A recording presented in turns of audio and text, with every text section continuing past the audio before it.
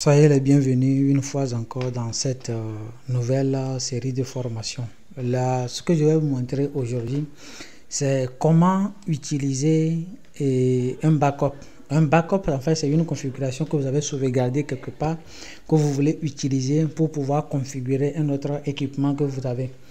Ici, j'ai un backup, si vous voyez bien sûr le truc là, j'ai un backup que j'ai nommé DI, backup. En fait, c'est une configuration que j'avais fait déjà sur un routeur MikroTik et j'ai un problème avec le routeur là. Mais au moment où j'avais configuré le routeur, j'avais créé un backup du routeur. Je vais faire une autre vidéo pour vous expliquer comment on peut faire le backup. Ici, j'ai déjà fait le backup et je vais vous remettre ça sur le nouveau MikroTik que j'ai.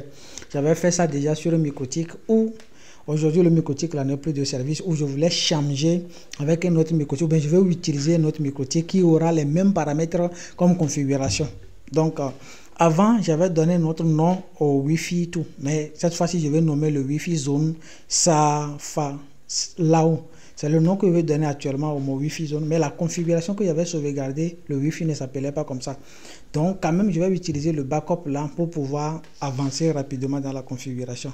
Donc, c'est ce que je vais vous montrer tout à l'heure, comment on peut backuper, comment faire et restaurer. En fait, on va restaurer la configuration avec un nouveau MikroTik que j'ai.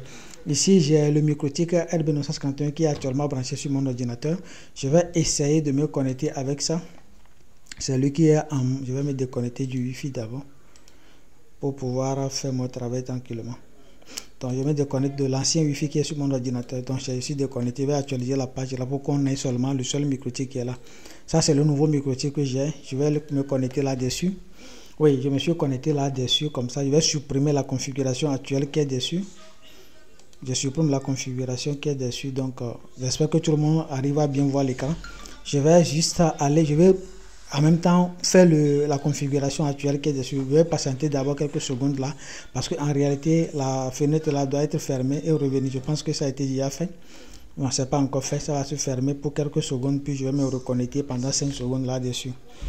Ok, on va patienter 5 secondes. Je me suis reconnecté à nouveau là dessus. Maintenant, vous voyez déjà ici Ether 1 jusqu'à Ether 5, le Wi-Fi me met désactivé actuellement là dessus.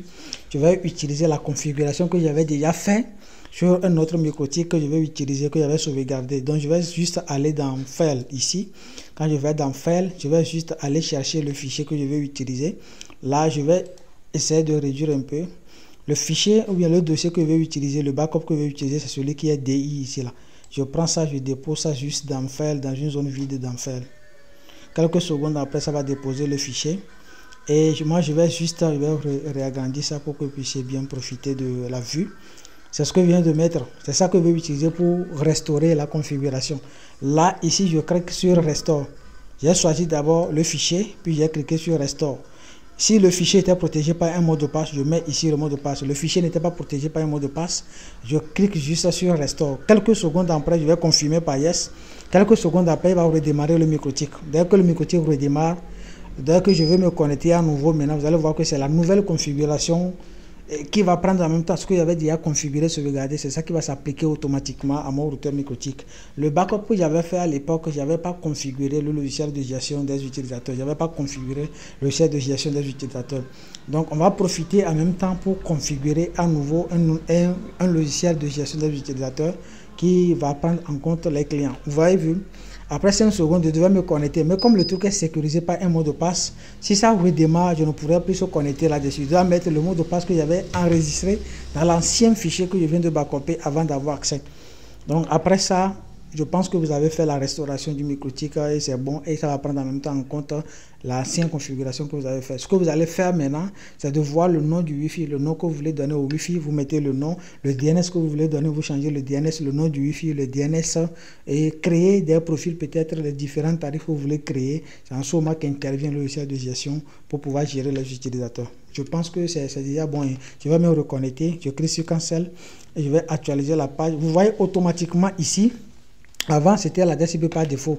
Maintenant, c'est changé automatiquement avec une adresse IP de classe B, mais qui est accompagnée par /24. Vous voyez le nom du Wi-Fi avant, c'était ça. Vous voyez, cette fois-ci, je vais changer ça également pour mettre en place le nouveau. Donc, je clique juste sur l'adresse MAC ici et je vais mettre le mot de passe que j'avais mis dans l'ancien. Je mets le mot de passe que j'avais mis dans l'ancien. Puis, je clique sur Connect. Ça a refusé le mot de passe. Ok, je vais aller chercher le mot de passe que j'avais mis dans l'ancien pour pouvoir continuer la configuration.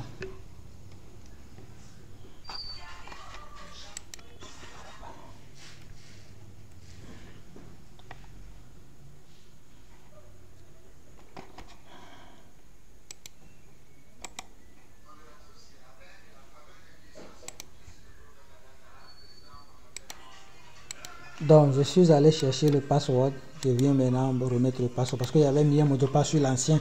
Donc, j'ai mis le mot de passe, j'écris sur connect. En réalité, ça devait se connecter automatiquement. Effectivement, je suis connecté. Et vous vérifiez bien. Ah, ici, j'avais déjà généré les tickets. Non. Oh, merde. Vous voyez déjà, les tickets que j'avais déjà générés avec l'ancien microtique, c'est les tickets qui se retrouvent ici. Donc, je peux utiliser les mêmes tickets que j'avais déjà générés de l'autre côté avec la configuration du Micmon. Tout est déjà fait là-dessus. Je peux réappliquer le même Micmon là-bas et faire sortir les mêmes tickets que j'avais déjà générés. Mais c'est pas comme ça que je voulais le faire. Je vais refaire d'autres tickets. Je vais supprimer tous ces tickets-là, recréer d'autres profils pour ma nouvelle version. Parce que la zone dans laquelle je vais mettre ce microtique, c'est pratiquement la même zone que l'autre. Donc, mais c'est sur des sites différents en fait, avec des réseaux différents que je vais faire. Mais si je laisse les mots de passe, quelqu'un qui a payé le ticket là-bas, il peut venir utiliser le même ticket chez moi ici et ça va m'embêter. Donc, je vais vider tout le contenu du ticket puis refaire en fait. Quand vous vérifiez bien toutes les configurations, vous voyez tous les profils qui étaient créés sont disponibles ici. Le serveur que j'avais créé, tout ce qui a été créé, le nom du Wi-Fi. Vous voyez ici le Wi-Fi est désactivé, mais ça tout je disais, je vais reconfigurer le Wi-Fi. Puis toutes les autres configurations que j'avais créé, le bridge que j'avais créé est là. Le bridge c'était bridge 1. Les ports que j'ai renommé dans interface, tout ce qui est là est là. Donc vous voyez ici le firewall, le fichier que j'avais mis pour le portail captif aussi est disponible ici. Tout, bref, tout est là. Radius que j'avais configuré, tout ce que j'avais fait était dedans, sauf le Wi-Fi. Sauf le Wi-Fi qui n'a pas encore été changé parce qu'il a renommé le Wi-Fi en WLAN 2. Donc il y a une différence entre le Wi-Fi là, c'est pourquoi il faut reconfigurer le Wi-Fi. Donc je vais reconfigurer le Wi-Fi puis c'est tout. Et changer aussi le DNS name parce que je vais changer le DNS name, ça ne va plus être celui-ci, mais avec le nouveau Wi-Fi que je vais créer. Donc les autres informations sont les réelles, il n'y a pas eu de modification là-dessus, tout est là. Là j'ai dû restaurer la configuration d'un routeur mycotique. C'est comme ça qu'on fait pour pouvoir restaurer la configuration d'un routeur mycotique. Ça a été backupé avant et maintenant j'ai restauré ça. Donc c'est ça. Maintenant je vais profiter en même temps pour ajouter à la fin de la vidéo comment on peut restaurer, comment on peut backuper une configuration. Vous voyez déjà la configuration qu'on vient de faire. Je peux backuper ça. Si c'est nouveau, je viens de faire, je peux backuper. Pour backuper, c'est toujours dans File. Vous allez dans File et vous cliquez sur Backup. Dans Backup, il va vous demander de mettre un nom. Cette fois-ci, je vais mettre test comme nom. Et je vais désactiver le cryptage. Je ne veux pas que nos fichiers soient sécurisés par un mot de passe. Je vais décocher juste ici. Je vais cocher plutôt ici. Puis je vais cliquer sur Backup. Donc, il va créer un fichier automatiquement dans la liste ici qu'on va nommer test. Vous voyez, c'est ça. Test Backup. C'est comme ça qu'on backup une configuration que vous avez fait. Donc j'ai backupé ça. Lorsque je vais mettre ça sur notre mycotique, automatiquement ça va prendre. Donc pour le faire maintenant, dès que c'est bon comme ça, vous déplacez ça vers là où vous voulez le mettre. Vous sauvegardez ça sur votre ordinateur déposé. Prochainement vous pouvez l'utiliser. Donc ici, si vous voyez bien ce que je viens de backuper là.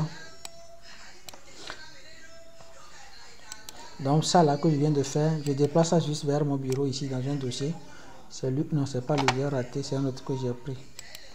Je parle de ici, ça. Donc je déplace ça vers le bureau comme ça. Pas quelques secondes, il a backupé ça. Donc c'est lui ça. Donc prochainement, si je veux configurer mycotique, et c'est seulement que je prends ça à la messe dans le mycotique, automatiquement ça va prendre.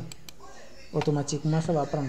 Si on veut tester pour finir, je vais juste aller me connecter. Je vais me connecter avec mon ordinateur là-dessus pour voir est-ce que mon ordinateur va obtenir une adresse IP. Je vais vérifier si mon ordinateur a reçu une adresse IP. Si je mets la connexion là-dessus, automatiquement on va avoir le portail captif avec la nouvelle configuration. Effectivement, mon ordinateur a reçu une adresse IP venant du mycotique 172.22.22.3. Là, ça veut dire que le mycotique a reçu. Avec le portail captif, je vais essayer d'ajuster le portail captif en même temps. Je vais aller dans IP, hotspot et ajuster le portail captif dans ici, dans serveur profil là. Dans général, je vais choisir le portail captif qui est là. Donc c'est déjà là même, donc c'est ça. Donc je vais juste prendre le DNS name qui est ça pour mettre ça dans le navigateur. pour vous montrer comment ce que j'ai fait, si ça marche pas, copier. Là, je vais aller juste dans le navigateur, là. Je vais mettre le DNS name, là, dans le navigateur, pour on va voir tous ensemble, pour voir si vraiment ce que j'ai fait là, ça a marché. Oui, ça a marché. Sauf que je n'ai pas encore mis l'internet sur mon routeur. Si je mets l'internet là-dessus, je peux automatiquement avoir l'internet sur mon ordinateur également. Donc, je vais coller seulement ce que j'ai fait là, le DNS name, puis je fais entrer. Et on va voir automatiquement le portail captif qui était disponible sur le MikroTik. Si tout va bien, ça doit s'afficher automatiquement. Et je me suis connecté avec un compte. Ouais, je me suis connecté directement avec un compte déjà sur le MikroTik. Je vais me déconnecter. Ouais. Donc c'est comme ça que vous allez faire. Il me demande de mettre le code. Si je mets un code quelconque que j'ai déjà généré, je peux automatiquement avoir accès à l'interface et j'ai la connexion. Vous voyez, ça c'est ça. J'espère que vous avez suivi comment on peut faire le backup, comment on peut restaurer MikroTik. Je ne vais pas aller loin, juste c'est ce que je voulais vous montrer.